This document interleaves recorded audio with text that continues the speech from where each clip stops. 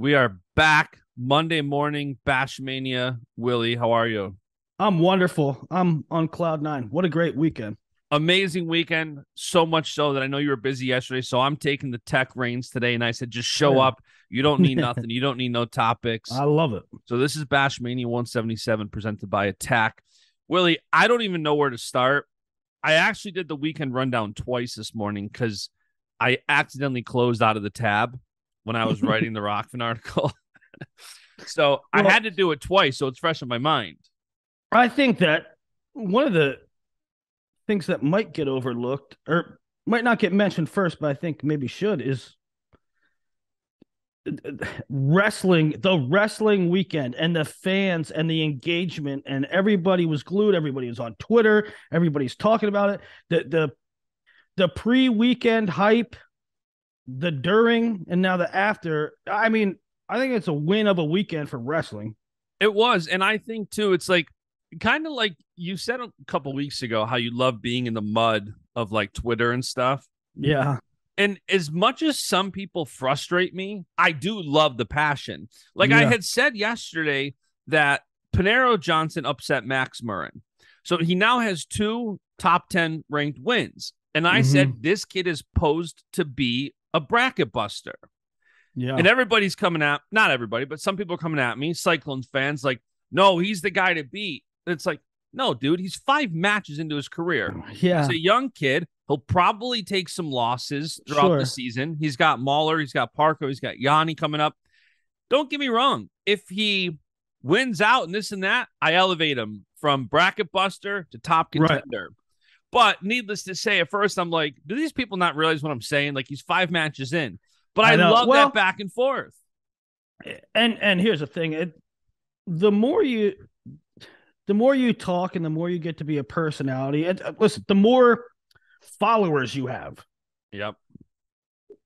the more pushback you're going to get on anything you say. And um while it's frustrating at times, it's like, okay, if I'm not saying it the right way, if I leave out a semicolon and it's right, it's just like, you understand what I'm saying, right? You get all kinds of people pushing back, but I love it. I love being in the mix with them. I love talking with the fans, and ultimately, I think at the end of the day, they get it and they enjoy it. Yeah, and I love too, like, I think Barstool's a really good job. I used this example last week with somebody who every now and then we've talked about it. If you have a bias, you sometimes get called out.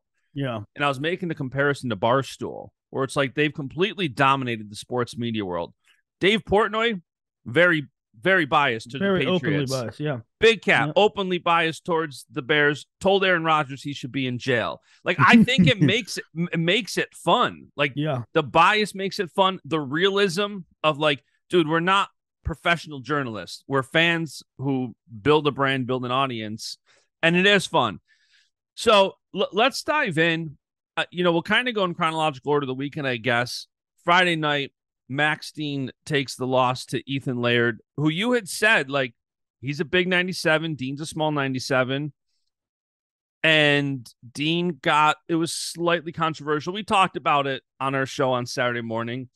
And then Dean loses again yesterday to Beard. And a couple people were asking me, and I don't know what your opinion is, but it's early in December. He lost a couple close matches. I think just like we said on Saturday, taking a couple close losses early in the season doesn't have much weight against the yeah. wrestler. Great win for Beard, great win for Laird, but doesn't change much. I think if any program can take a loss and be ready for March, Cal and Casey and those guys have proven they'll make the adjustments needed. Yeah, I don't think it's stock down for Dean. I think it's just stock up for the other two. I had Yep. in my predictions for the end of the season, I had Beard sixth and Laird seventh coming in, right? Yeah. So, and I had Dean one. So I don't think that in my recap and my reassessment is that I was correct in thinking Laird and Beard are both guys that are podium threats, Yep. and of course Dean is too. Yep.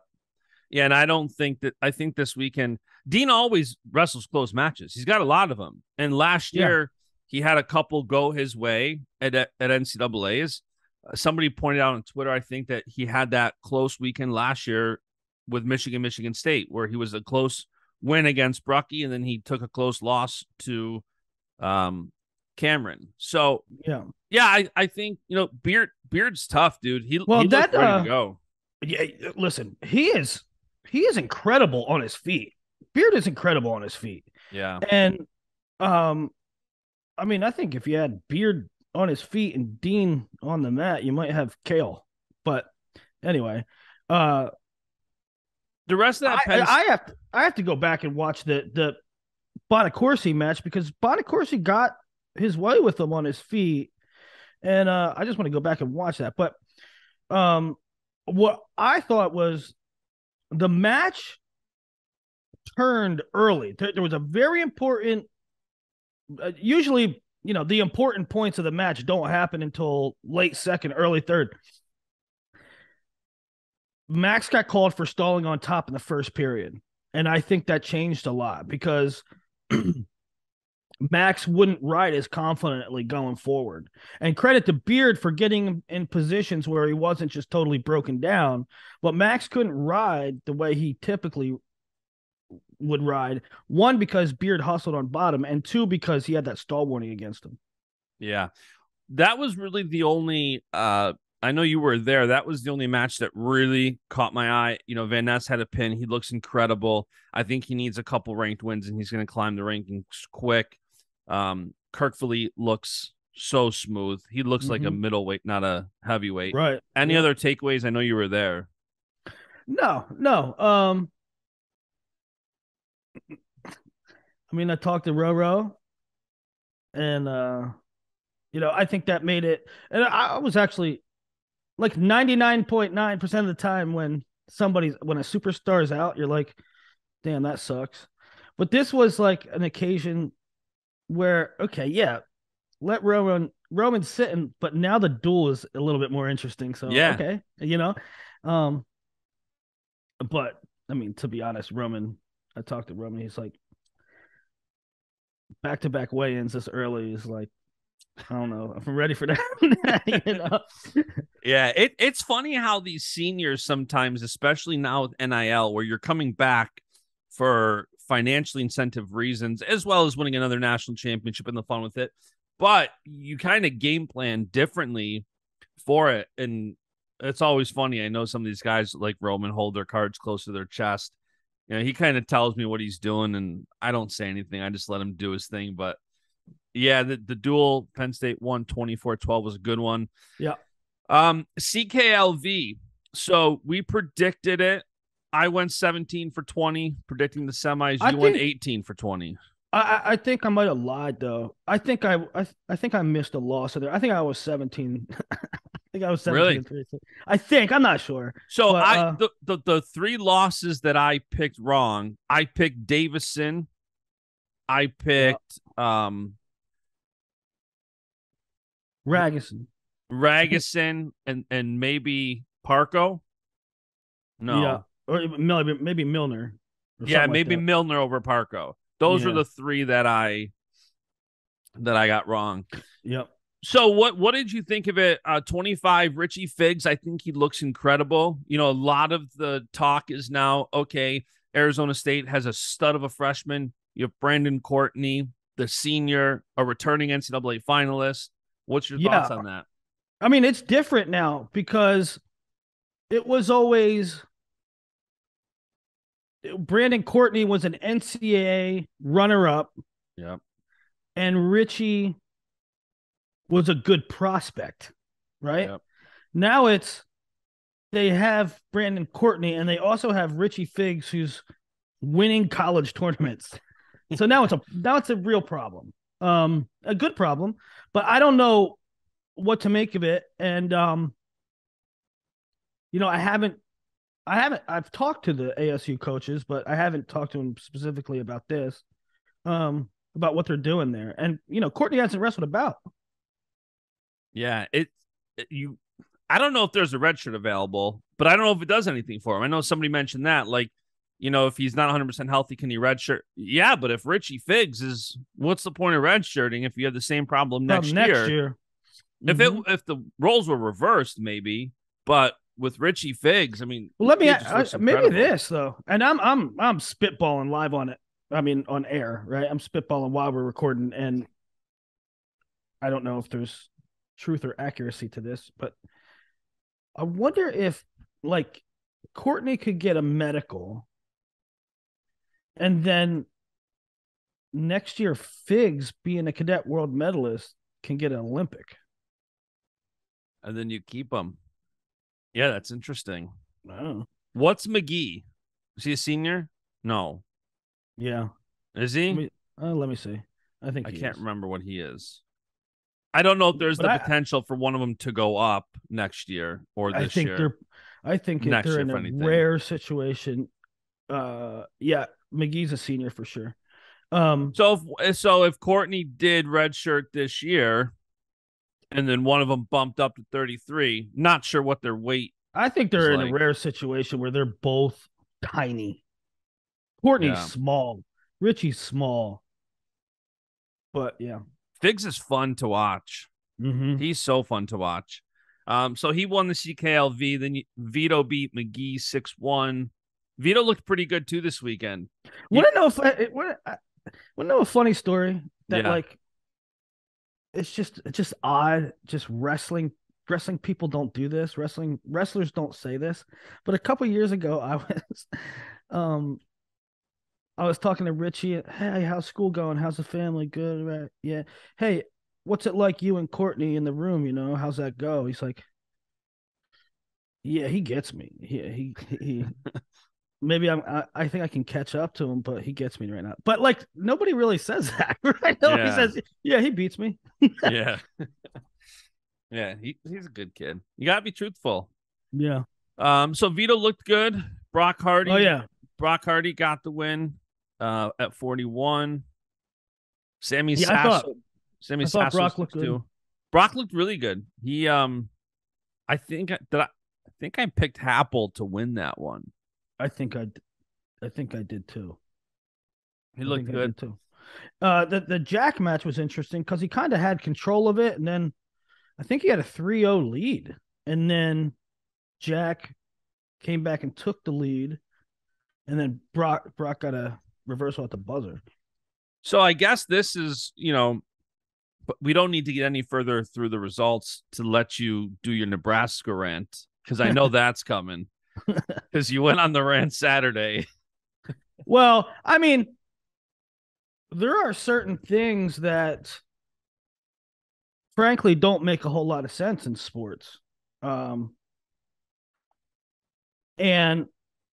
I've never been a love guy. I've never been you don't show us love, you don't give us love, you don't do that. I mean, if you win, you earn your love, right? Yeah. How about some love? Well, I'm an analytic rankings guy. I mean, your love is commensurate with who you beat, right? But that being said, in some weird way, Michigan has a really big brand. Cornell has a really big brand. Arizona State gets a lot of pub, gets a lot of love. Nebraska is as good as those teams holistically. When you look at now, they don't have and maybe this is why they don't have the tournament trophies that those guys do, right? Those guys will have a top 4 in there once in a while. But Cornell, Michigan, Ohio State, these teams are at Arizona State. These guys are at CKLV every year. Nebraska won the last 4, right? Nebraska just, to me, nationally, they don't get put in the same conversation. And here's another angle to the Nebraska thing. Well, this is why I say some things in sports don't make much sense. Michigan, high profile, good academics in a solid wrestling state. Cornell, Ivy League in the Northeast, right next to PA, New York, New Jersey. Arizona State, flagship program of the West. Um, Ohio State, one of the best wrestling states in the country, huge brand. Now you go Nebraska, virtually no in-state talent, right? And frankly, there's not a whole lot of Division I wrestlers that come out of that whole region. Right. It's almost an anomaly why they're good. So Yeah. I was just giving them a little love. I also wonder how much of that it's like they can't catch momentum on the brand side, like you said, building the program brand. I mean, you have two of the world team staples for the last decade, Yeah, James Green and Jordan Burroughs. Burroughs being the greatest American wrestler of all time, and yeah, still they don't have that star power brand. yeah, And as soon as you tweeted that out, I got it. You're right. And it is, I don't know if it's a timing thing. Like, I'm in branding for a living. I understand how much timing impacts this. yeah, It yeah. doesn't help that Rich Lovett isn't wrestling now this year. Well, Like little things like that. I think that it's a calculated risk.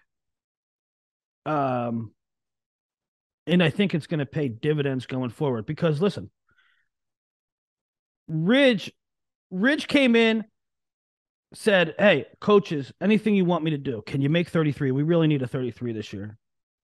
Okay, true freshman, wrestling 33, cutting his nuts off, right? Didn't have the greatest of years, but did well. Now you're in a situation where do you make our team stronger? Absolutely. But Ridge, you sacrificed for us a couple years ago. What is best to chase your goals? To get another year of development and have Yanni Dakamahalis graduate? Yes, that would be nice. Now, with that comes the branding thing. And I've thought about this too. All of a sudden when you have a national champ, you have a brand immediately, no matter where you're at, right? And if Ridge can chase that, that'll be good for their program. Yeah, agreed. So 149 at CKLV, Sammy Sasso beat Parco. And now with Parco taking a loss, Yaya taking a loss, Parco had lost. That leaves Panero Johnson as the only Milner taking the loss. That leaves Panero Johnson, the only top 15 guy without a loss. That's insane. At 149. And we can talk about Panero when we talk Iowa State, but it is crazy that weight. And I had said, like, on Twitter that I think he's going to be a bracket buster. And I said that because regardless of what happens the rest of the year, he's proven that he can take out a top guy. He's beaten Austin Gomez. He's beaten Max Murrin. Those are two top 6 guys.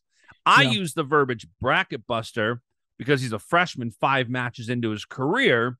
Sure. And hey, if he takes a couple losses, of course, it's going to happen more than likely.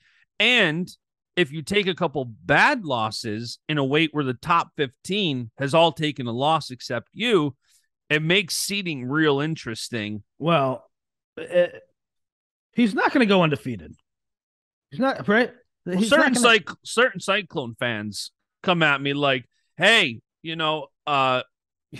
the guy to beat. All right, let's put Cal on notice. Panero Johnson, 4-time undefeated NCAA champ. Yeah, right. So Cyclone fans, of course, they're going to. But they should be excited, and I want to talk more about that than I would do. Here's the thing: maybe he is the guy. Maybe he is the guy. Maybe he wins a national title this year. I promise you, he's not going undefeated. I don't care if he wins the national title. He's going to take a loss between now and NCAAs. I think his seed. When I was saying bracket buster, I was kind of blindly assuming his seed is going to be 10 to 15. Blindly saying that because he's got a couple of good early wins, but if he takes a couple of freshman year losses, he is going to take a couple freshman losses. And the good thing about it, not that a loss is bad, but the good thing is he has already set himself up with insulation because you have wins over top guys. Yep, agreed.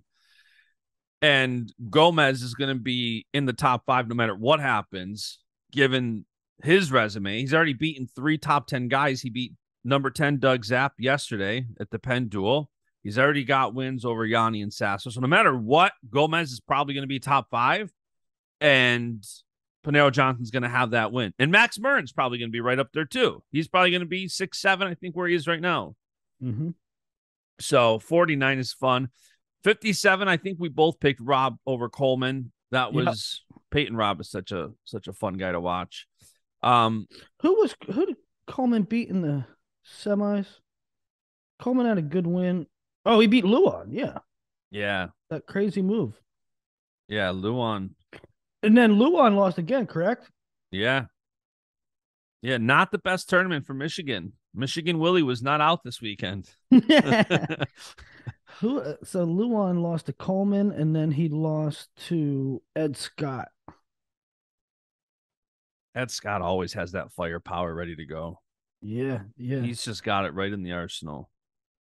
So that's a shake up there. I'll be interested to see what rankings are when that comes out. And then did Quincy Monday wrestle yesterday? That's a good question. That's a good question. I didn't catch that duel. I didn't catch the duel. The only thing I know about that is Glory did not wrestle, which was a bummer. I wanted to see him against Barnett. But you have a situation where Quincy's coming down to 57 and hasn't wrestled a match yet, so it's weird. Yeah, no, I don't think he wrestled yesterday. I would assume that the top 2 ranked guys would be Quincy and Peyton Robb, considering, I don't want to mess up the flow of the show, but Brayton Lee lost. Yeah. Yeah, Brayton Lee. We'll talk about that Oklahoma State Minnesota duel too. Man, so much to talk about. All right, keeping it moving. So CKLV, we're halfway through. Let me pull these back up. Julian Ramirez, Tech 17-1 Tech in the finals over Tanner Cook. That's impressive. We've said Cornell is like that Oklahoma State team. They've got a lot of studs who can do just that. And if they all do that at the right time, right? They just don't happen to do it on the same day. Yep. Your boy Mikey Labs, big win over Makai Lewis. Great Second match. year in a row, he got the CKLV title. Lewis now 2 losses early in the season. Mm-hmm. And again, like we've said, I don't think that's stock down for him. No. But I think it's stock up for Cal Sanderson going undefeated. I think it's stock up on the weight class because I don't know. I think that the preconceived notion was that it was a 1 or 2 horse race, and now you have Labriola knocking one of them off. It's interesting for the weight class. Tell you what, Nelson Brands too. I know we keep getting this Iowa duel. Nelson Brands looked like I love him. I love that kid. He looked so good yesterday. Hidley got a win over Parker 8-2. Kind of thought that's what was going to happen. I think we both picked that. Well, I didn't see this. I picked it, but I didn't see 8-2. He was up 6-1 at one point. I mean, Hidley put up points. That was good. Yeah, he's a dog. Impressive. Isaac Trumbull got the win over Tanner Harvey 6-4. Mm-hmm. And now Trumbull really coming on. Yep. Let's see what Trumbull beat Allred in the semis. But Trumbull, and I don't, Trumbull's ranked like 11th or something. He's 10-0 on the year already. So he's an interesting guy to watch it and develop. He's in like the Army or something. He does like Army training as well. Does he really? I didn't know that. Yeah, it's awesome. And then 285, Mason Perez got the win over Lucas Davison, who might be one of the most jacked 285 guys I've ever seen. You could just see his abs through a singlet. He's a hoss. He is a large human. He's just, and if you look at him, he looks like a 97 guy. Yeah. Yeah. But he has that build. Yeah. But he's big. So CKLV was fun. I was right on my first top 3.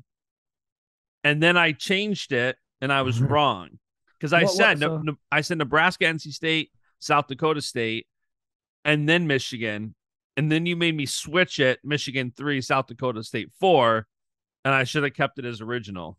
I forget what I had. I had Nebraska winning it. I think I said NC State or South Dakota State would get caught by somebody, but 137.5 for Nebraska, 127.5 for NC State, 123 for South Dakota State. And you know what's crazy? It's like NC State, I don't know. It felt like Nebraska dominated, but not really. They went 3 for 3 in the finals, which is why it felt like that, I think. Yeah. I mean, going 3 for 3 in the finals of a tournament like that is always going to be impressive. Well, you know what's interesting is that you alluded to it before we started recording. NC State just beat Nebraska in a duel rather soundly, and then 2 weeks later, Nebraska beats NC State in a tournament format, right? So it's a different scoring system. Completely different scoring system, and I guess we'll talk about Minnesota, Oklahoma State real quick before Iowa State. So I missed this duel. I was working yesterday. I was watching football. I missed the Minnesota-Oklahoma State duel. And I'm working on the weekend rundown this morning. I'm going through, the stuff I didn't get to see this weekend. By the way, that's when you know it's a good wrestling weekend. When you miss certain duels because there's so much going on. Right. So Minnesota. Like you're never gonna miss a Minnesota Okie State duel unless Michael Beard and Max Dean and Iowa State is happening at the exact same time. Right. And matches like Gomez Zap and everything else. So yeah. Minnesota beats Oklahoma State 18-12. And in that duel, number 21, Carter Young takes out number 3, Jake Berglund, Minnesota 5-1. And Gefeller from Oklahoma State takes out number 2, Brayton Lee 2-0. Unbelievable. So 2 monster upsets for Oklahoma State, and Minnesota wins the duel by 6. Unbelievable. 2 top 3 guys. And, that was countered with Whitlake losing to Salazar, and a couple other goofy ones. But, it's like a little bit of inconsistency for both teams, right? They have a couple missing pieces. Foy also beat Serber, correct? Which was sort of an upset. Yeah, 7-4. Yep. So yeah, I mean, like you said, kind of an upset, but even like Whitlake is the 11th seed, loses to the 13. Oh, is that what that is? Yeah. Okay. So some of these matches, they're upsets. I look at like the Carter Young and Gefeller ones, right? Carter the 21 beating the 3, Gefeller the 10 beating the 2, and Brayton Lee. So here's what I don't get though. G gets out. He's winning 1-0. And I don't know what the situation was. He ended up with 2. But anyway, Brayton took neutral in the third, which I thought was, I don't know, not advised, but. Yeah, there were a couple matches that I love texting guys like Chenzo and saying, what would you do here? Because to me, as a wrestling fan, it seems like you should take neutral. Or I'm a big fan of taking neutral. I don't think you should, especially in college when you can ride and you're basically allowed to stall on top, and you might work for your 1, but you might give up riding time in the process. I'm a big fan of going in your best position. I think the match that I remember talking to Chenzo about was Parco Sasso. Sasso had like over 2 minutes of riding time, and I think Parco took bottom in the third. Where I told Chenzo, I would think to just take neutral there. I mean, Sasso's so freaking tough on top. Well, okay, so that's what I'm kind of getting at. I'm 100% okay with taking neutral. Yeah. But you're going to take neutral in a match where you really need the point against Caden, who's not great on top at all, and he's a bumped up 49. I don't know. Sometimes one of these times we gotta have the coach on here and just say, what did you think of, making that? What was your thought process? Yeah. I'm so curious. So yeah, big win. Number 10 Minnesota takes out number 5 Oklahoma State. All right, let's talk Iowa State. Yeah, baby. This duel lived up to every ounce of the hype. It was and awesome. Right out of the gate, I don't know if it's BTN's cameras or what, but it had a WWE vibe to it with Spencer sitting in the back. Yeah. And they did a great job with production. Right out of the gate, initially, I'm like, okay, is this a head game? Is Brand's toying with Dresser? Is Spencer really going to wrestle? And you start right at 125, and out comes Spencer Lee. And already Twitter's, so back and forth because the non-Iowa fans are saying, just think about what you're saying right now. Like, Spencer's there. There's cameras on him. He's calling for Tom. They're starting at 25. Is it a head game? Is this a thing? These are not things normally we talk about with a duel. This was so special. This was a spectacle, And it was funny. I guess Dresser was quoted as saying, "How did you determine to start at 25?" And he said, "Me and Brands agreed on it, which is great because we never agree on anything." Yeah, so right out of the gate, Spencer, so he gets a major, and I get both sides of the Twitter argument right now, which is one side saying, and I agree with this, I don't think Spencer was 100% ready to go. He doesn't give up that many takedowns. He gave up a takedown. He looked gassed by the third period, but he still got the job done, gets the major decision. And yeah, the kid had double ACL surgery not even a year ago. Of course, and he said right after the duel, he's pretty much back to day-to-day status. So that confirms he wasn't 100% ready to go. What did you make of the Spencer match? I think, as I said, I thought Iowa State was going to win the duel until the light bulb went on in my head and said, no way in hell is Spencer not going. So, okay, I'm flipping to Iowa. And I think that you could, if you would have went down the rabbit hole a little bit and dug into it and say, okay, what's Spencer going to look like? You could have said to yourself, if it goes to the second, third period, he's going to be tired. Yep. He just hasn't wrestled a live match. Yep. And so I think it's natural. I think it makes a lot of sense the way that match went. And Spencer oftentimes, whether he's wrestling or it's almost like a tradition, whether he's wrestling or last year when he was on the shelf, when there was big events going on, he would message me. And he did yesterday, and said, "Man, Willie, I looked rough, huh?" And I said, "Hey, you did it for the team. Keep your head up. Proud of you.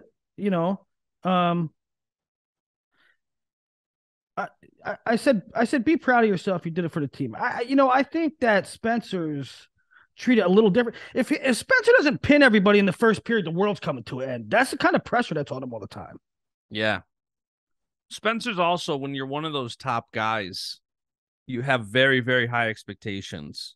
Yeah. You're mad after an 11, 12 point win. That's a different level of holding yourself to an expectation that is super, super high. But going to be curious to see when we see him again. He said after I don't think he's back to day-to-day. This was the big duel for the next month, I think. That I don't think you're going to see him for a while. No, I don't think you'll see him till the Big Ten season starts in a month. Yeah. I mean, maybe, certain duels that you need him for and stuff like that. And it's a delicate thing to balance. And I don't know I haven't asked Spencer his priorities. Obviously when he was a young buck, and it was Olympic stuff, right? And world medals and stuff. And I think he still is. I hope it is. But he's had such with his injuries and stuff. I don't even want to ask him. I could ask him right now. Why do I want to add pressure to him? Right? Yeah. Hey, what are you going to do about the Olympics? Like, part of me wants to say, hey, Spencer, don't wrestle a match until Big Tens. Keep yourself healthy, and that way you can go right into world team trials.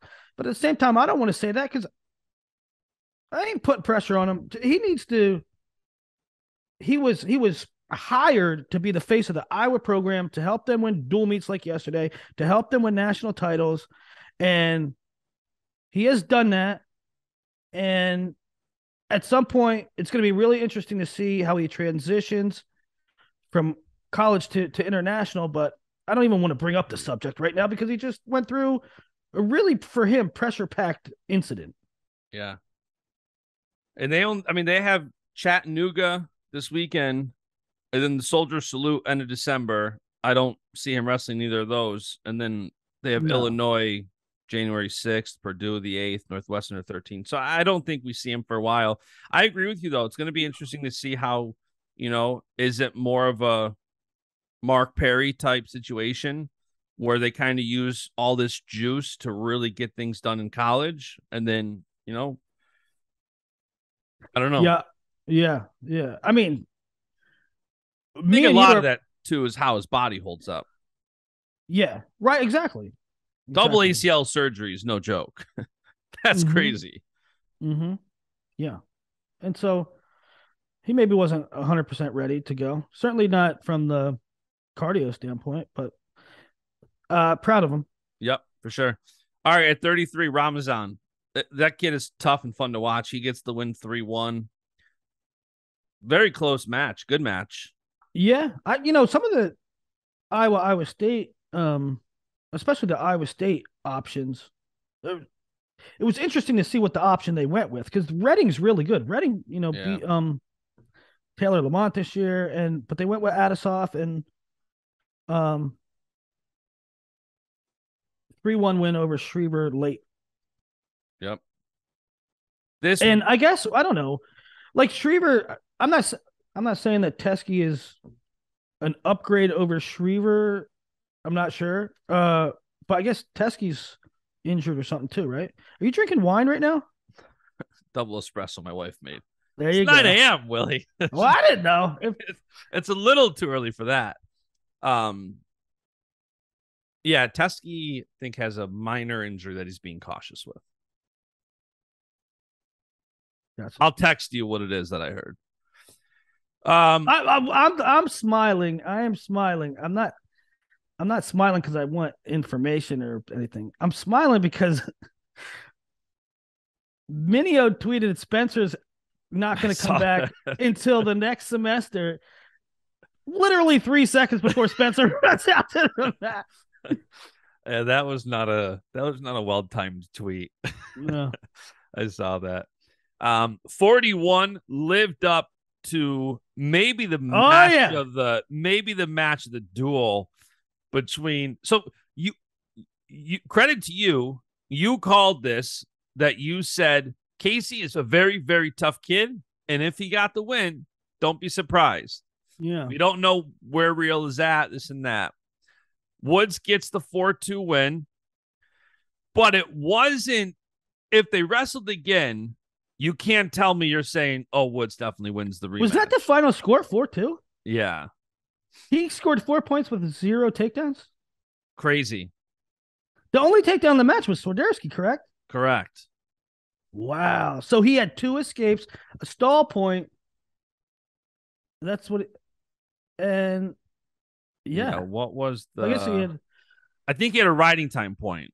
Yes. So, yeah. And that's a whole nother conversation when wrestler, and hey, you got to score points however you're scoring, but when you win a match and get out takedowned, it's always an interesting dynamic. It is. I thought it was 2 warriors out there. I mean, frankly, I thought Swiderski would be the one stalking, and it was really Woods stalking early, right? I mean, he had Swiderski he was holding center really well.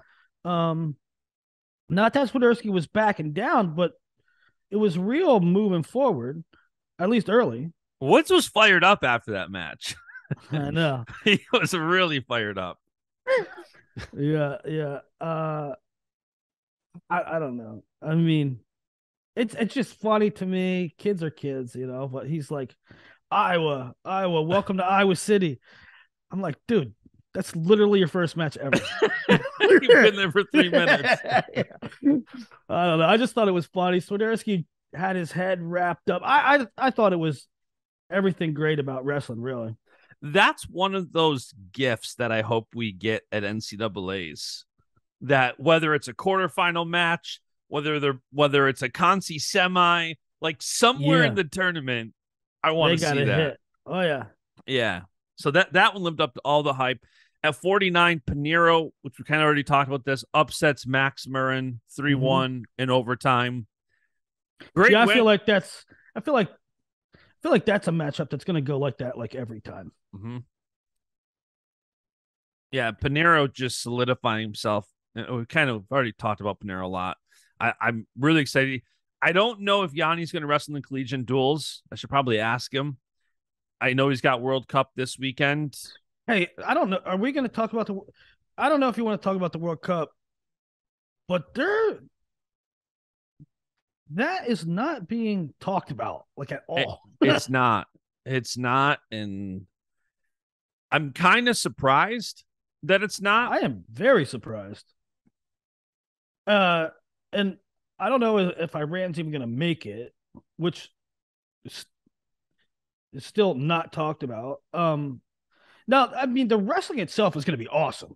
Our guys are going to scrap, and the guys that are coming over from, I mean, they're probably oblivious to what the pulse and how hyped it's being in the United States. They're going to wrestle their butts off anyway. The wrestling is going to be great. I just mean the buzz isn't there. No, it's not. And it's interesting because UWW on their Instagram story last night said we were done shooting in Philly with Burroughs. Now we're going to State College with Dake, Taylor, Gilman, Snyder. And in my head, I'm like, but 3 out of those 4 aren't going to the World Cup. Yeah.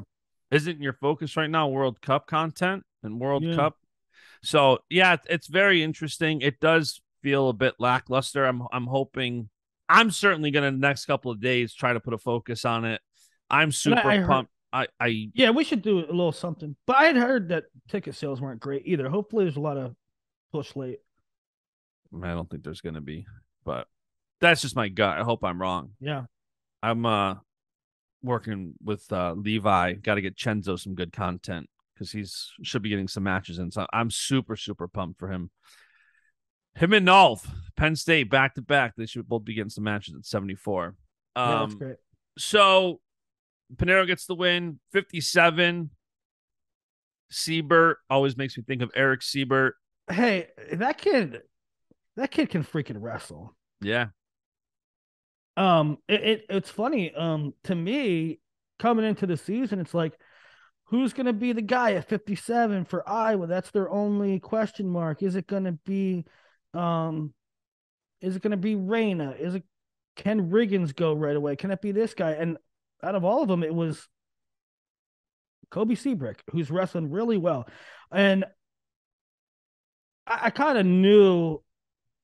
I mean, I thought that was a toss-up kind of match, but I don't know. It's just sort of a shame that Catan can't get down. Catan is a really interesting guy in that he's a 65, but there's a man named David Carr there. Perhaps you've heard of him. If Catan could make 57, oh my God, that'd be a sick lineup. But apparently he can't. ISU's lineup is so good. And it's so young. Okay, that's what I wanted to get to at the end of the duel. I want to talk about that. All right, we'll save that. Also, I don't feel like Kobe's getting the respect he should for this duel because even with Spencer and Real both needing to wrestle, both needing to win, it was Spencer, Kobe, and Brands that all got majors, and that was the difference in the duel. Agree 100%. I had put out that, Spencer and Real wrestle and help Iowa win, which is a fact. It's also a fact that Kobe getting a major is a huge deal. Humongous. And like I said, you come into that now. Maybe in 5 years we're not looking at this way, but right now on paper, Seabrook and Krazer is sort of like, okay, it's sort of an interesting matchup, right? Yeah. It's sort of an even matchup. Now maybe Kobe goes on in AAs a couple times, and we look back and say, oh yeah, he's definitely better. But at this time, they needed to win in a matchup that on paper is pretty close, and he does what he did. Yeah. And I mean, Iowa won by 3. Circus Sports put out the betting line, opened at Iowa -6, went all the way to Iowa -13. I don't understand. Bananas. It went to -13 because people were probably hammering Iowa -6, well, which they all lost. But when it sort of leaked, I mean, I don't know why it had to leak. I told you what was going to happen. Spencer was going to wrestle. But when it came out that Spencer weighed in or whatever, boom, there was this rush, and it moved the line to 13 because guess what? It's an Iowa. It's only an Iowa book, right? Yeah. I wish we got more college wrestling lines. Betting makes sports so much fun. It changes everything. Did you take any NFL action yesterday? Yes, I did. I went 1-1. I was stupid. I took a game really late, the live line.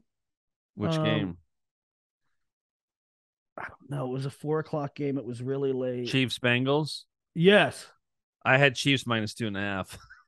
Yes. And I took the live line and I lost on that. And then I took another one straight up and I won. So it was even for the day. I hammered the Cowboys last night. And that turned out to be good. So yeah, Kobe, huge dual win. Reminds me of a couple Penn State studs that have got it done at NCAAs. 65, David Carr beats Patrick Kennedy. Yeah, he's not really a stay-at-home kind of guy, right? He's Kobe. Cool. He's wild. Yeah. He's opened up. And I think, like, hopefully this puts some respect on his name. Like, I do think you go out there, you get the major. That's huge. Another thing that, like, doesn't seem like it's being talked about, and there's so much to unpack in this duel. I'm not surprised, but, like, Patrick Kennedy is, you said it since we previewed the season. He's I forgot how you put it in the beginning of the season. He's a dog. He's a caged dog ready to be unleashed. Right. So his first 4 matches this year, scores 20 and gets the tech, scores 22, gets the major, scores 24, gets a tech pin, and then scores 14 and gets a major. And then here comes David Carr, holds him to 4 points and scores 9 against him, which if you look at his matches, this is the 3rd time he's given up 9 or more points. So it's not that he doesn't get scored on. It's usually he simply outscores the other guy by a lot. And David Carr just... It was eye-opening to me. I thought David 7-4, maybe. I did not see that coming. And it just goes to show you, I mean, I guess you could, if you're sitting at home listening to this, you could say, well, Willie, you are overestimating Patrick Kennedy. Maybe you're a little too soon on him. He'll come into his own soon enough. And maybe that's true. But I just think it shows how good David is. Yeah, agreed. I think he looks fast. He looks efficient. He looks so solid. And he's in a weight that you got O'Toole and Griffin. Oh, my goodness. It's such a great weight class. I mean, the titles in that weight, junior world champs, NCAA champs, it's crazy. So I thought that was a huge win for Carr. Carr's one of those guys that even Iowa fans love because he's so hard to root against. He's one of the nicest kids on earth. I had to post a picture of him yesterday wearing the BASCHAMANIA tee in the press conferences and stuff on Thursday. I saw that. He's one of the nicest kids in the world, and he's super offensive. Iowa fans like to, anybody who doesn't score 10 points a match, they say stalling, and David scores 10 points a match, so they can't. Right. He's not a heel. There's nothing Iowa fans can complain about, so I think they do like him. Yeah.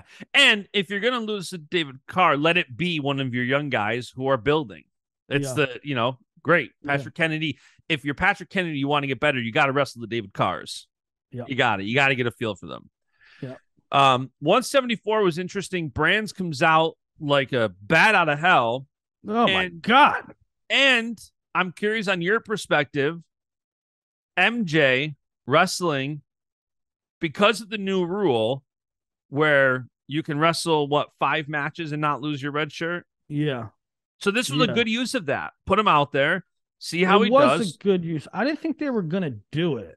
I always knew in the back of my mind that it was certainly a possibility, but has been wrestling really well. Divine. So I thought it was going to be Divine, but yeah, Nelson, and there again, I wouldn't have thought Nelson put up that many points. I mean, Spencer was the only one who put up more points than him yesterday. He came out like a dog, and we've seen even recently, right against Penn, he wasn't fired up like that. I think this was a duel. This is a duel environment. Yep. Nelson said, "This, I'm a Hawkeye. My dad's a Hawkeye.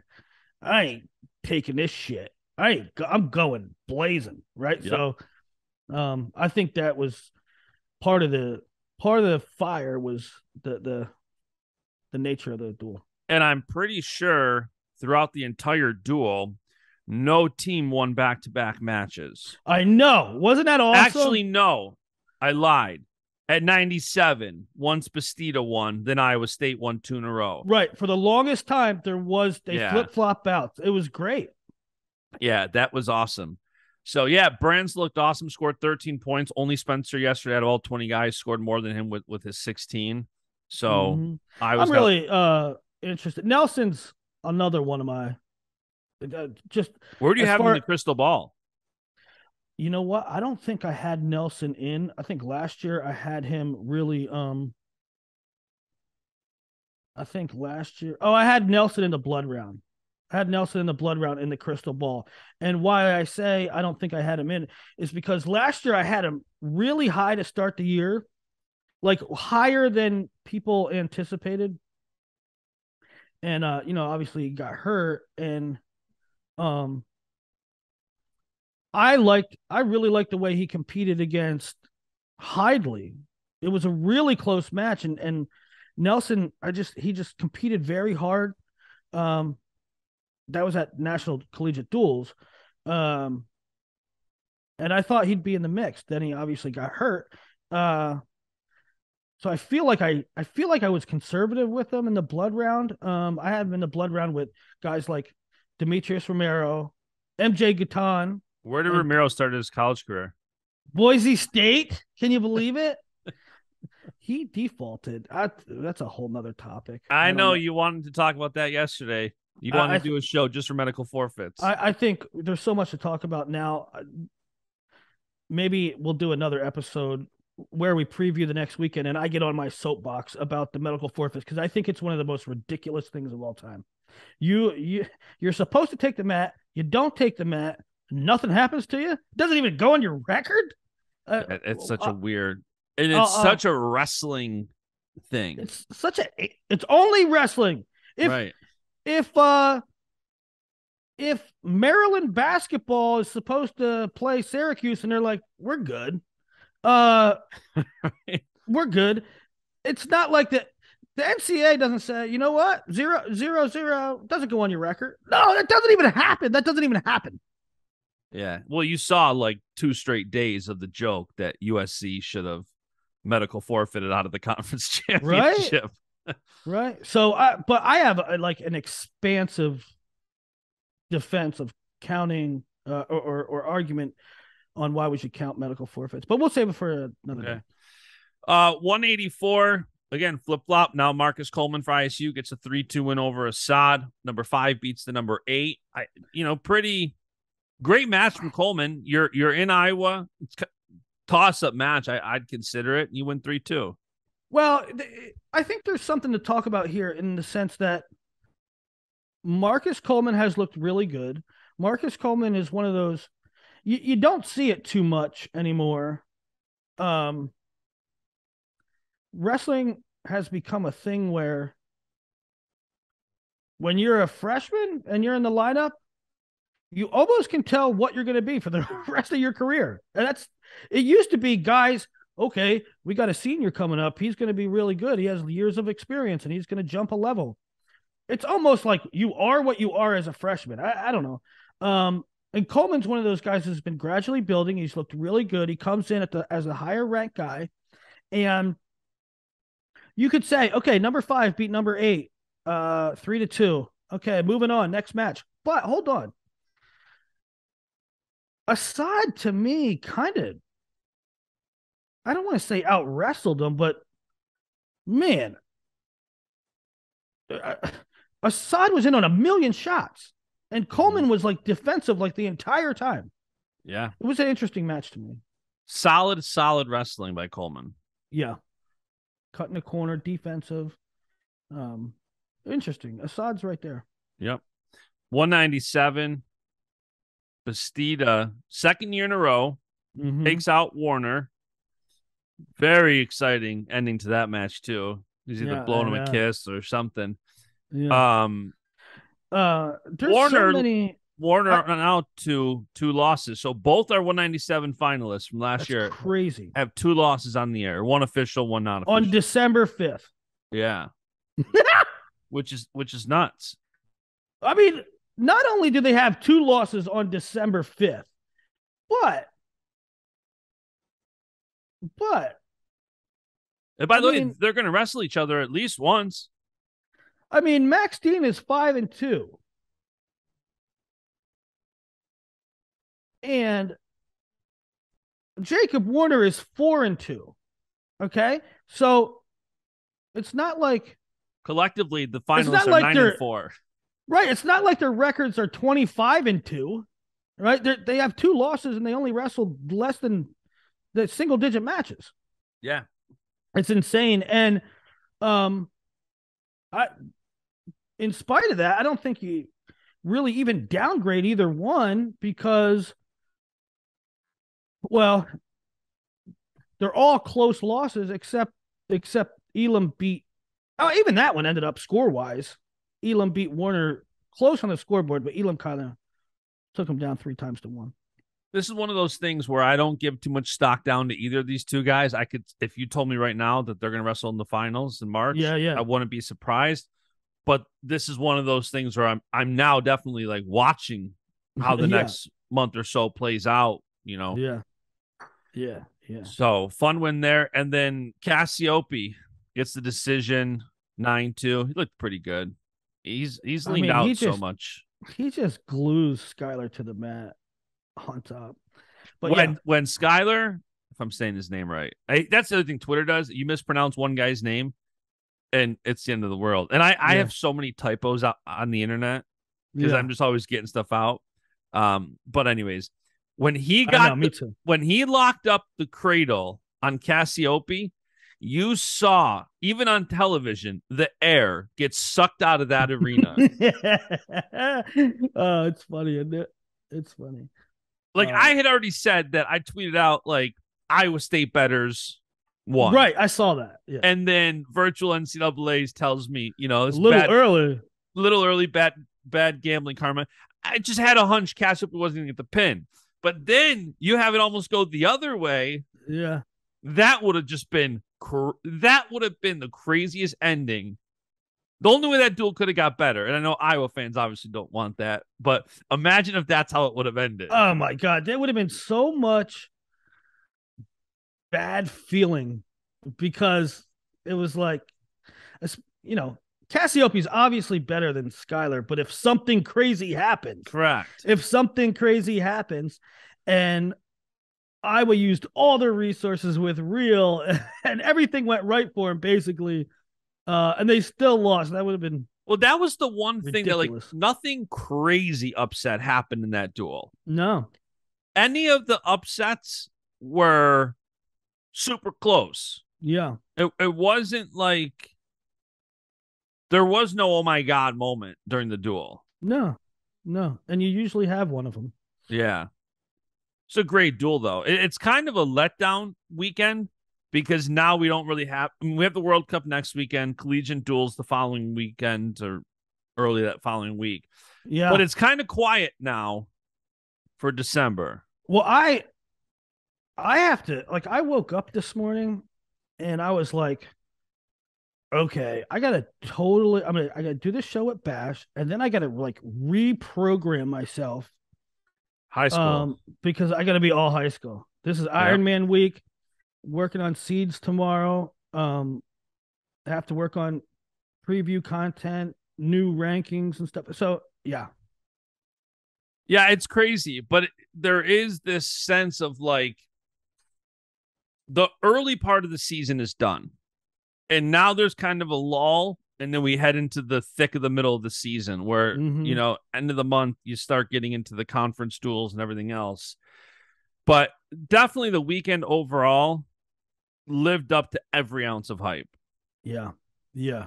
It was awesome. And for me, the proudest thing, I mean, the engagement of all the wrestling people on Twitter, the content that was produced, and it's just, I'm always concerned about the health of the sport. It was healthy this weekend. It was. Kassar's supposed to come on the podcast sometime today. Yeah. I keep changing his time on him. Like, can you do it today? Can you do it tomorrow? Can you do this morning? So at some point he's coming on, but he had a professional MMA debut that went well. First round submission. That was great. You want to talk Greco? I mean, at some point, we have enough content for a whole nother show. Because Ivanov is out after that dumpster fire of a situation. I'll say it. Yeah, I said it. You have the World Cup stuff. You have the medical forfeit stuff. I mean, there's a lot, but we've been at it for a while. But listen, you tell me, I'll go all day. Well, I do think like Greco can't catch a break, and not like can't catch a break in sense of luck, but like you gotta do more for yourself. You can't cry about growing Greco and we're not having the results. We're not. It hasn't been the best. D'Angelo Hancock retires to go WWE, which is great for him. You can't. It's just part of that was Ivanov. I'm telling you. And I'll eat crow. I'll tell you I was wrong. As much as I like to say I'm in the brain, I get stuff wrong too. And I thought Ivanov, for years, I said Ivanov would be the guy to do it. Ivanov would be the guy to do it. Yeah, you like that hire. They hired Ivanov. I thought, okay, here comes some stability. He went in there and was a bull in a china shop and destroyed everything, including the culture. I don't think he did right by the athletes. I think he pushed D'Angelo out. I know he pushed Braxton and Colton to the brink. You talk about he angered the donors. Here's at the Worlds every year, when the women's tournament is done, they have a party. All the women's athletes, the coaches, the team leaders, the USA Wrestling front office. When freestyle's done, they do the same thing. When Greco's done, they do the same thing. Well, Ivanov canceled that. He canceled the dinner. And then he said, we're going to have a lunch. And then he canceled the lunch. And it just everything, even you wouldn't even think about this topic, right? You wouldn't even think about canceling the year-end award, canceling the year-end party. You wouldn't even think about that. But it happened. And why? I don't know. You talk to the kids, you talk to the athletes. Hey, how was Worlds? How was camp? It's like, well, every one of them will tell you, well, we didn't wrestle. I mean, what? You're preparing for the World Championships in wrestling and you didn't wrestle? What'd you do? We threw Bulgarian bags for 9 days. What? It was a train wreck. It was a disaster by any account. And I was fearing that this would be a fire that continues to smolder, um, because they had signed him. So I said to people that I talked to involved with Greco, I said, well, they got to get him out. This is already he's been here for 5 minutes and he's upset and everything. And they said, well, here's the problem. They signed him to a multi-year contract. They had to keep him forever. And then it dropped kind of silently. They're like, nobody really talked about it, that he's out. And good on USA Wrestling for nipping that in the bud. I don't like, I don't like when the Washington Commanders have a coach and he's owed 5 years and $50 million and they just pay him to go away, right? Yeah. And it's even worse when a college does it, because it's like, you get these college coaches, you're a Division I head coach, and you won a national team trophy. You took third last year, and you make $220,000, right? You make $220,000, but your football team went 3-8, and that coach that you signed 2 years ago to $8 million a year, they just say, we will pay you to go away, right? So I don't like when that happens. And I don't like when USA Wrestling has to eat some money, but I'm glad they did it. They got to get it right. Yeah. One quick topic I want your opinion on, then I'm going to let you go. We'll save the rest for the next show. Angelo Ferrari came out yesterday, announced his top 5: Virginia Tech, Iowa State, Iowa, Rutgers, Wisconsin. I know you're big in the recruiting scene. What was your thoughts on that? I'm big in the recruiting scene, and the schools on the list didn't surprise me. I thought there were for sure. I've been told by the coaches of 3 major programs that aren't on the list that Angelo Ferrari's beating down our door. He wants to come here. Now, you hear that once, okay, maybe that's a coach hoping, right? Yep. You hear it twice, it's like, okay. You hear it 3 times, it's like, all right, they're covering all their bases. So I'm not saying there's anything wrong with doing that, right? You're doing your due diligence. You're looking into programs. I'm just saying that he came out with 5. I know there was other schools that he really liked.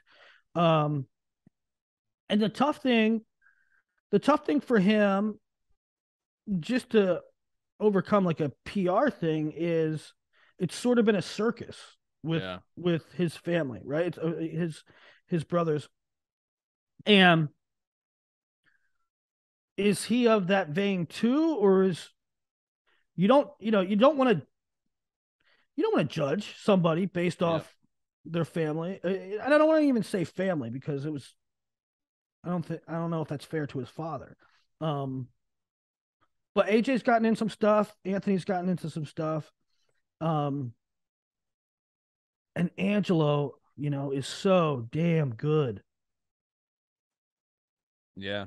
He beat Joe Seeley recently, right? Yeah. Yeah, that was a big one. Well, Willie, I think that's the weekend rundown. All right, buddy. We'll get back at it on something soon, right? That's a lot to unpack, but yeah, that's a good weekend rundown. Are you going to World Cup? Me neither. I'm going to Iron Man. I kind of wanted to go to the World Cup, and then the deciding factor is the travel sucks, and I got to lose Friday, lose Monday to go, and it's hard. The company is so busy right now to lose 2 travel days and layovers. I got to pick and choose. Yep. By the way, we can talk about that if we do a preview show. Ticket sales, it don't help. I understand Iowa's a wrestling city, but it's not an easy travel city. Well, let's run it back sometime this week, and we'll talk about we'll talk a little bit about Iron Man. We'll talk a little bit about World Cup and all the logistics of it too, not just the matchups, but the logistics. Talk about medical forfeits. You got to let me get 5 minutes in there on medical forfeits. I need it changed. I want it changed. And hopefully we'll probably do the World Cup show as soon as we know is Iran coming or not coming, because that's a major storyline. They wrestle in 5 days. And they're not in the US yet. No. USA Wrestling. USA Wrestling, poor Chenzo. So Iowa State's going off. Penn State Lehigh's going off. NFL's going off. And he's hopping on a flight on a Sunday at 2. Oh my God, yeah. He goes, could USA Wrestling have picked the worst time? Yeah. But all right, Willie. We'll run it back shortly. Thanks, guys. See ya. And the beat goes on.